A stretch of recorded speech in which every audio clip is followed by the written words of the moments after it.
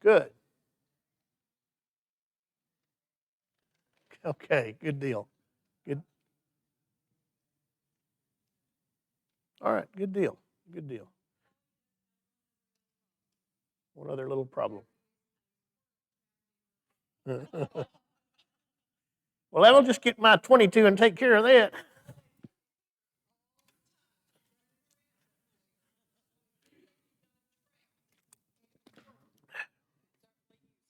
My daddy ate squirrels, and when I was a kid, I ate them too.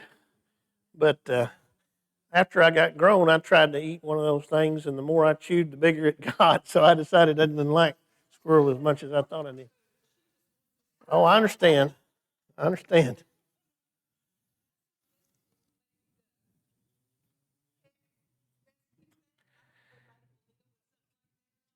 Yeah, I don't know. I was the teenager that was hiding in the back seat as my daddy drove through 6 lanes of traffic, ran over a squirrel, jumped out of the car, and started stomping it in the head so we could take it home and eat it. Um, and I'm the embarrassed teenager just hiding in the back seat. So anyway, but I digress. So anyway, no, no, no. I'm the one that started the goofy squirrel story. You just, so anyway. All right, we're going to talk about Jesus' first recorded miracle tonight as we continue our journey through the life of Christ. We're going to be in John chapter 2. I didn't write that on your sheet. That was my mistake. We had already copied them by the time I caught my mistake, or actually, I think Phil caught it. So I'm just telling you, we're going to be in John chapter 2, where Jesus turns the water into wine. All right? So we're just going to dig in and read the first 11 verses of John chapter 2. If you're there with me, let's go. On the third day, there was a wedding in Cana of Galilee. The mother of Jesus was there. Now both Jesus and his disciples were invited to the wedding. When they ran out of wine, the mother of Jesus said to him, "They have no wine." And Jesus said to her, "Woman, what does your concern have to do with me? My hour has not yet come." His mother said to the servants, "Whatever he says to you, do it." Now there were set there 6 water pots of stone, according to the manner of purification of the Jews, containing 20 or 30 gallons apiece. Jesus said to them, "Fill the water pots with water," and they filled them up to the brim. And he said to them, "Draw some out now, and take it to the master of the feast." And they took it. When the master of the feast had tasted the water that was made wine, and did not know where it came from, but the servants who had drawn the water knew, the master of the feast called the bridegroom, and he said to him, "Every man at the beginning sets out the good wine, and when the guests have well drunk, then the inferior wine. You have kept the good wine until now." This beginning of signs Jesus did in Cana of Galilee, and manifested his glory, and his disciples believed in him. Okay, so let's take a look at this. This takes place in the town of Cana. Put that map up there, Phil. Let's see if we can pinpoint that. So it's right there. If you have your map, you can find it on your map. It's in the vicinity of Nazareth. I didn't mark Nazareth, but it's up in that area there. It's also near Capernaum, which is going to be Jesus' sort of headquarters, his base of operations for his Galilean ministry. So Cana is in the area that he's going to begin his ministry. Now he's called a few of his disciples at this point, probably not all 12 of them, probably not selected the 12 at this point, but he's called a few, and they're with him at this wedding. And apparently Jesus' mother, Mary, is functioning in some sort of official capacity in the wedding, as far as maybe a hostess of the wedding or something like that, because when the wine runs out, she seems to be the first one to know, and she she is the one that feels a need to try to make sure the problem is taken care of. All right, so John says this is the first sign, verse 11, the beginning of signs, this beginning of signs Jesus did in Cana of Galilee. So you need to know a little bit about the Gospel of John. The Gospel of John is built around 7 signs and 7 I am statements. And frequently, these signs accompany an I am statement. Jesus will feed the multitude, and then he'll make the statement, I am the bread of life. Jesus will make the statement, I am the resurrection and the life, and then he'll call Lazarus from the tomb. So frequently, you'll have one of these signs in John, and it will be accompanied by an I am statement. In other words, the sign seems to be an indication of Jesus demonstrating his glory, his divinity, his claim to messiahship. But we don't have that here. We don't get an I am the master of the wedding or anything like that. We just get this sign, as Jesus calls it, of Jesus turning the water into wine. Now, what's significant, do you think, about John using the term sign rather than perhaps a word like miracle?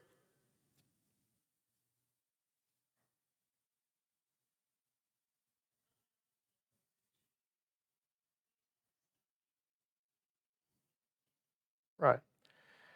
So if I'm praying for a miracle, or if I say God provides a miracle, I had cancer and God healed me. It was a miracle. What am I primarily saying that God did in working this act?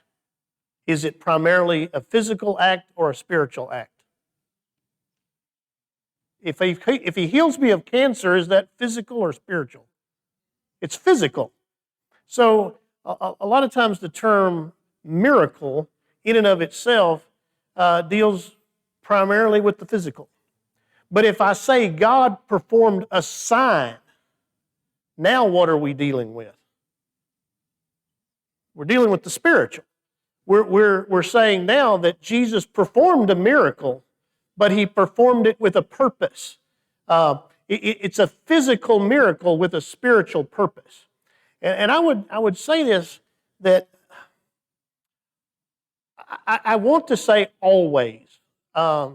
Maybe, I'm always leery of using always and never. But certainly, for the most part, it seems that Jesus never did miracles just for a miracle's sake.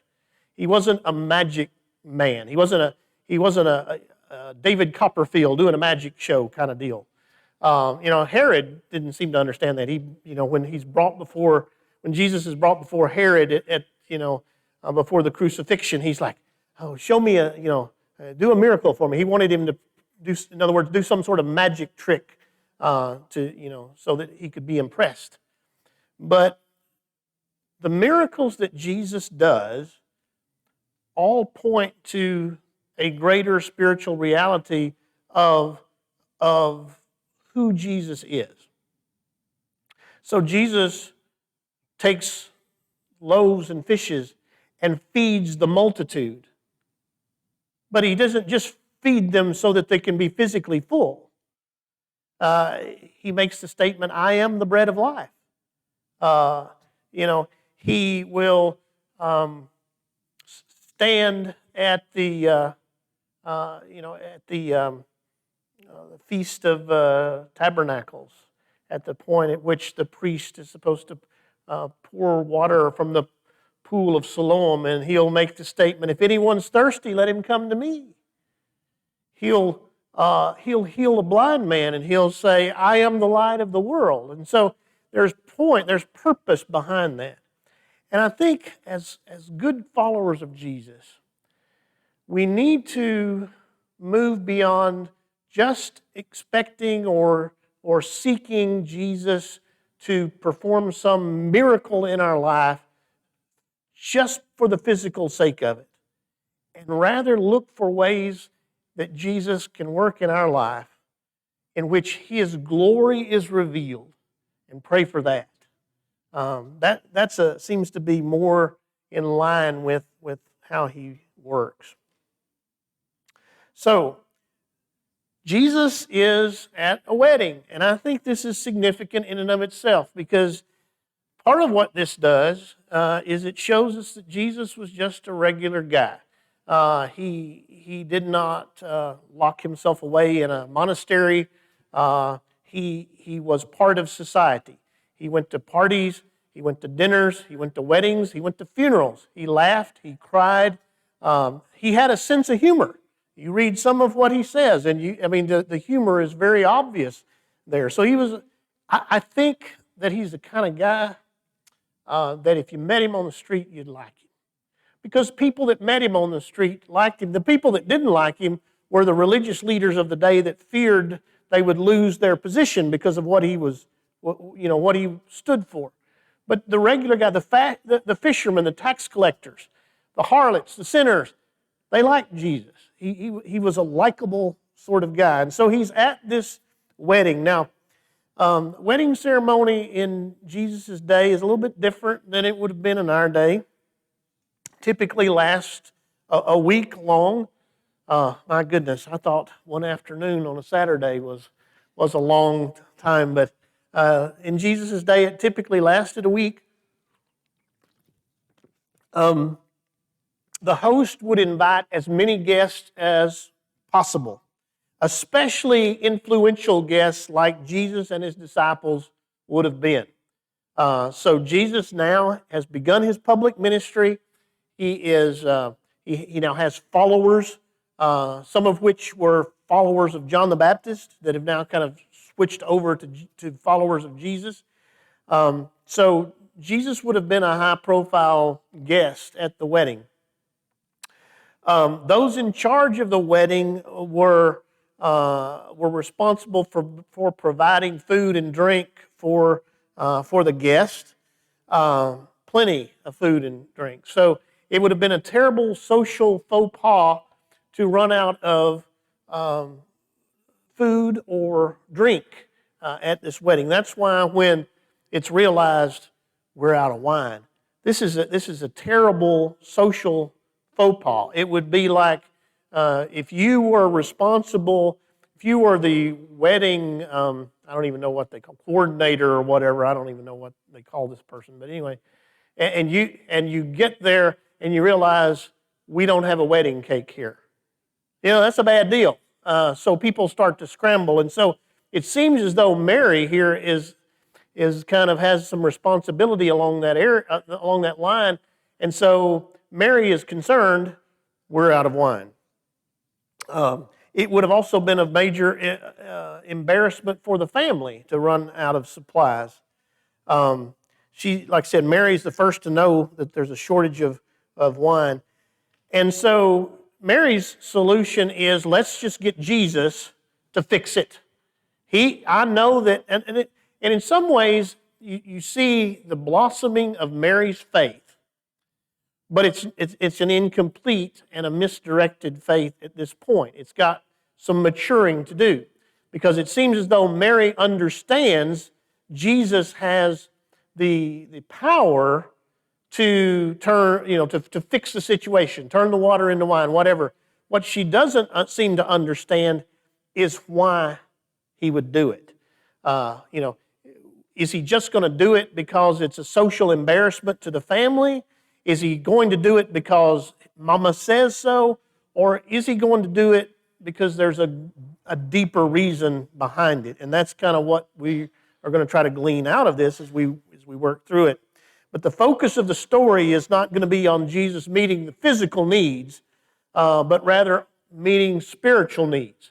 So we're going to see Jesus is going to perform a physical miracle here, but he's going to do it with a focus not on physical needs, but on spiritual needs. In other words, it's about them running out of wine, but it's not really about them running out of wine. It's about Jesus providing wine for the wedding, but it's not really about wine for the wedding. There's a deeper purpose there. Got it? With me so far? All right. Questions on that? All right, let's see. Let's move on. We've already read the whole passage, so let's just keep going. Let's look at the miracle itself here.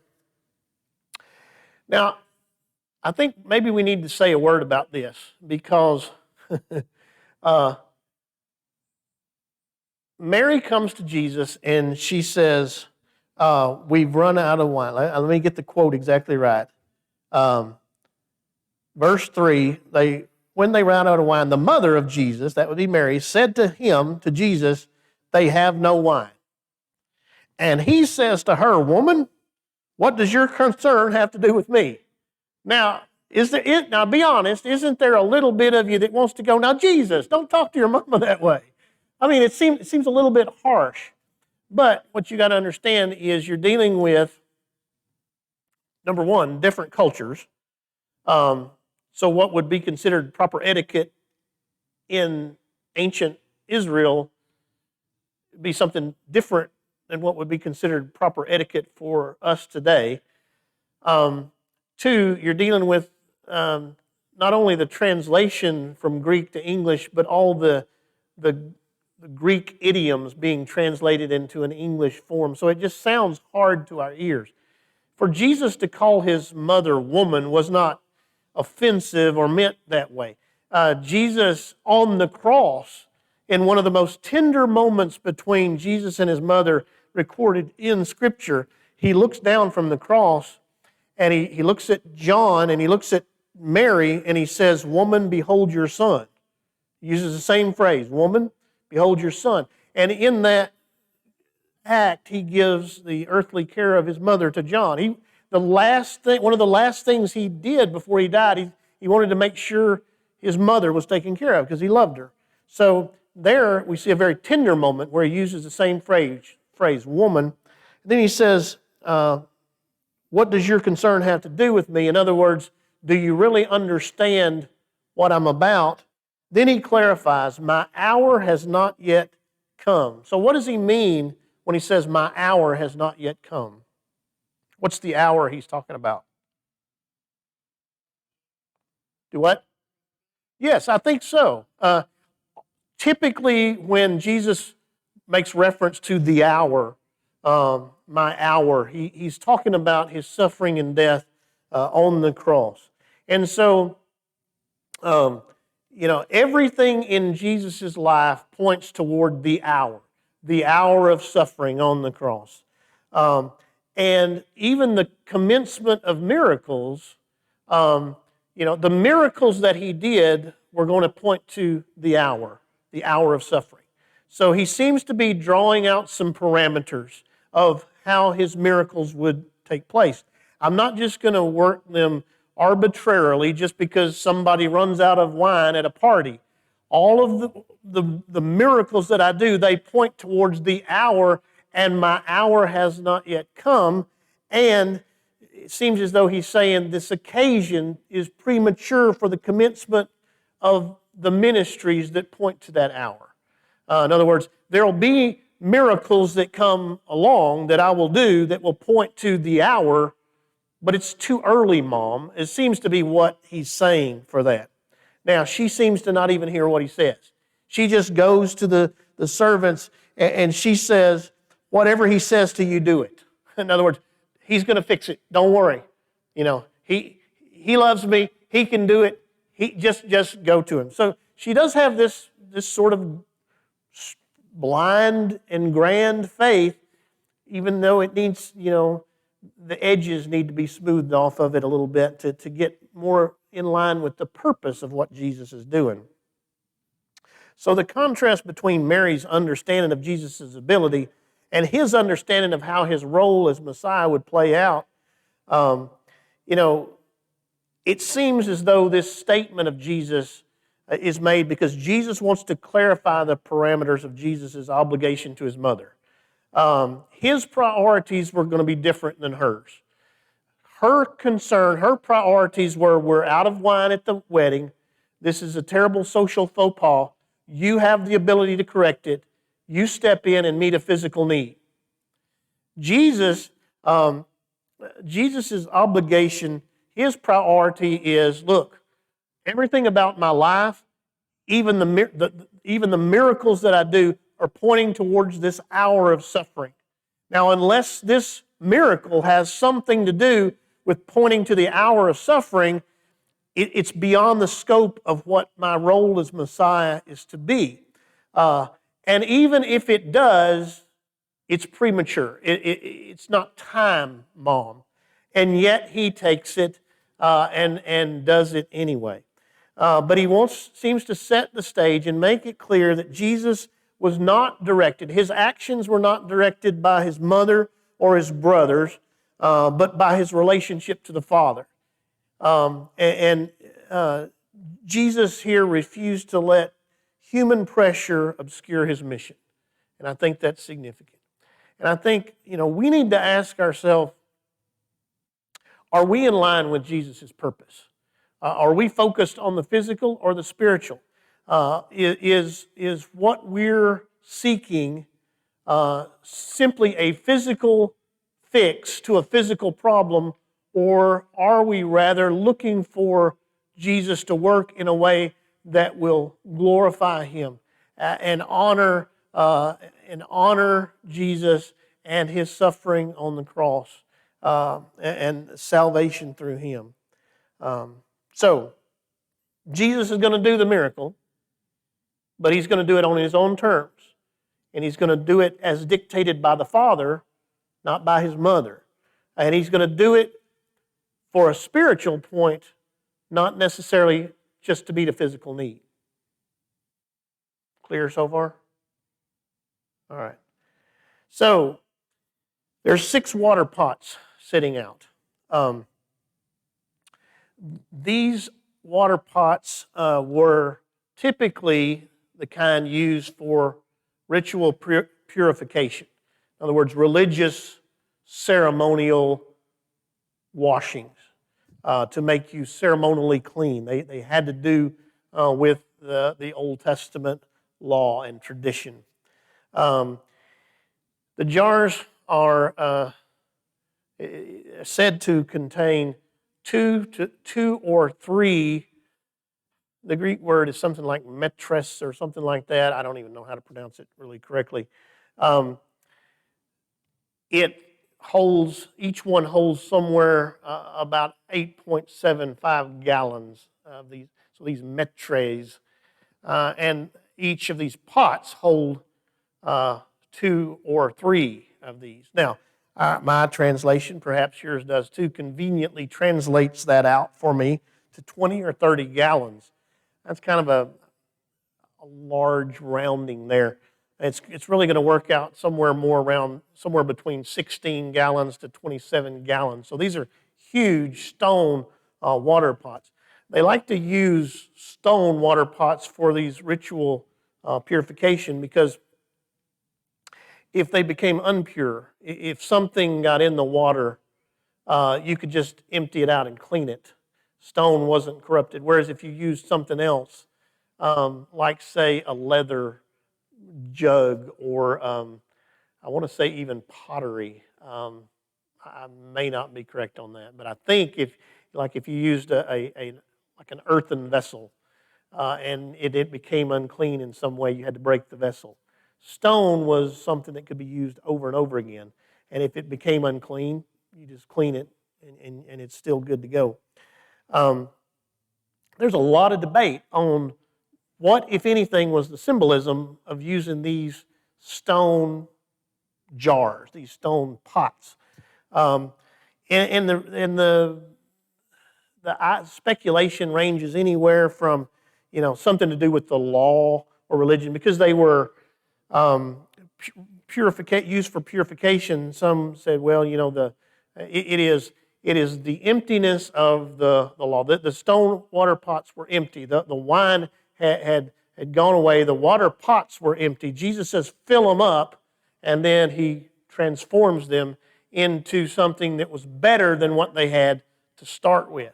So, some say, well, this is law or religion that is empty without Jesus, and God goes to work, and God is going to do something through Jesus that is going to not only fill up the the people, but it will be something that will be better than what they ever had before in the old covenant. In some ways, I kind of see in the stone water pots a picture of myself. Um, without Christ, I'm empty, and no amount of religion or legalism can truly make me whole.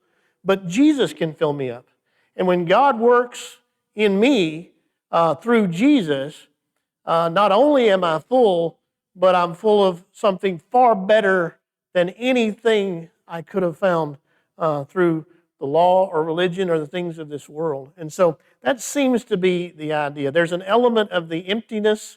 We're out of wine. What are we going to do? We've used everything we have, and we've come up empty. And these jars that are used for cleansing in the law, they're empty. They can't help us. They're empty.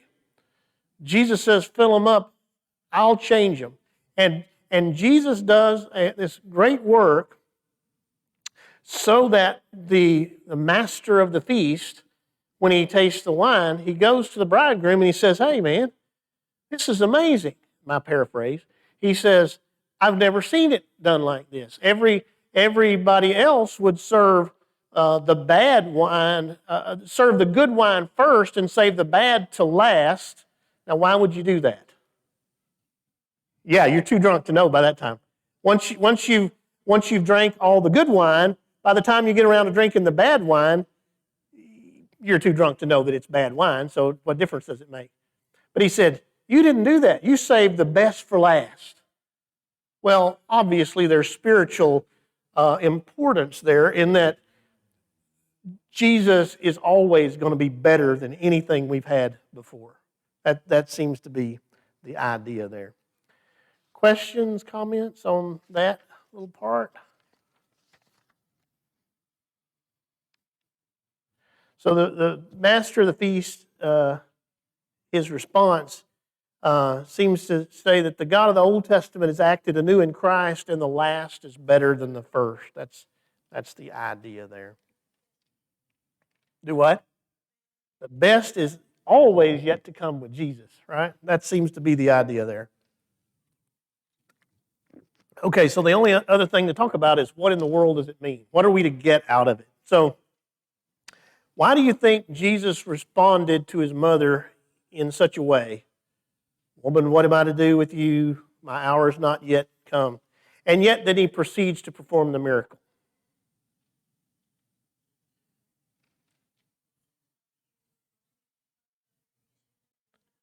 Right. I mean,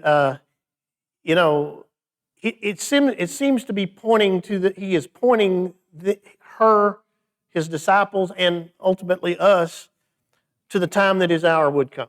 My hour has not yet come, but it will. And I'm going to do this miracle that you're asking me to do, but I'm going to do it in such a way that it's going to point to my hour of suffering, which is the reason that I'm here and the reason that all my miracles are done. So it quickly becomes evident that it's Jesus and not his mother that's dictating the events of this story. It starts out, his mother, says, hey, son, we're out of wine. He says, well, Mom, what do you want me to do about it? I mean, again, that's my gross paraphrase. But in putting it in our own language, how I read it, if it were, if it were me and my mom talking, well, I don't know if I'd say this or not. I'd probably get a backhand if I'd have said that. But, to me, what it seems like he's saying is, well, Mom, what do you want me to do about it? I mean, that seems to be the kind of thing. And she doesn't even ignore, she just kind of ignores that. There's no thought in her mind that he wouldn't do it. And again, you've got to credit Mary a little bit here. She has unwavering faith. It may be somewhat misguided faith, but it's unwavering faith. She has no doubt that Jesus can do it or that he will do it. And she just goes to the servant and says, whatever he says, you do it. But it quickly shifts gears from Mary to Jesus. And it soon is no longer Mary that's calling the shots. It's Jesus that's calling the shots. Now, according to John, what was the purpose of the miracle? Yeah, you see in verse 11, to manifest His glory. This beginning of signs Jesus did in Cana of Galilee and manifested His glory, and His disciples believed in Him. So, He just called disciples. They were following. They had not seen Him do a miracle yet. I mean, to our knowledge. We would assume not, because John said this was the first sign. So John seems to indicate this was the first. He's doing this miracle to manifest His glory, reveal His glory, not just to His disciples, but to everybody around. Not everybody believed, but His disciples saw it and believed. I think, boy, I may open another can of worms, but that's okay. Does Jesus still do miracles today? Sure. Why? Well, He's still God. Does He do it primarily for the physical or the spiritual? For the spiritual. So Jesus does do miracles, but He does it for the same reason that He did this miracle, primarily, to reveal His glory. Not everybody that sees that will believe, but some will. You know, two people can see the exact same thing and interpret it very differently. The first cosmonaut shot into space, he circles the globe, orbits the earth, and comes back and says, "I've been to heaven and there is no God." The first American astronaut orbits the earth and says, "I see God everywhere." Same event, same details, vastly different interpretation. Jesus is still doing miracles today to reveal His glory, who He is, and His purpose in the hour of suffering that He suffered on the cross. Not everyone who sees this revelation of glory will believe, but some will. And as His disciples, we're supposed to see it and believe. Not just that Jesus can do the physical, but we're supposed to be close enough disciples that we see the spiritual. If all you ever see is Jesus, the miracle worker, you've missed a big part of Jesus. Look behind the miracle at the sign, because there's always a purpose behind the miracle, as we see in this one. So the theological meaning of the miracle seems to be this: God is doing a new thing through Jesus that's far better and far more satisfying than anything that has come before. It's going to culminate in His hour of suffering. And it is going to be a new work of God that leaves you filled and satisfied, that all those who experience it would say, "Hey, God saved the best for last." That seems to be the idea of the miracle and the meaning behind it, as I understand it. So anyway, questions? Comments? Yes, ma'am. Well, there's some thought that it was some kin to Mary, and that's why she was functioning in that role. I mean, we're not really told, but Mary had kinfolk and connections in and around that area, and it seems as though she's functioning sort of as a hostess that might indicate it was some of her kinfolks, a niece, a cousin, something like that. We're not specifically told here, but there are, because of where it is and the way Mary is functioning, it's led some to think that it was some kin to Mary, which might also explain why Jesus was there. Because if Mary was kin to the bridal party, then Jesus would have been too. So, other questions? All right, I got a little 8-minute video for you to watch.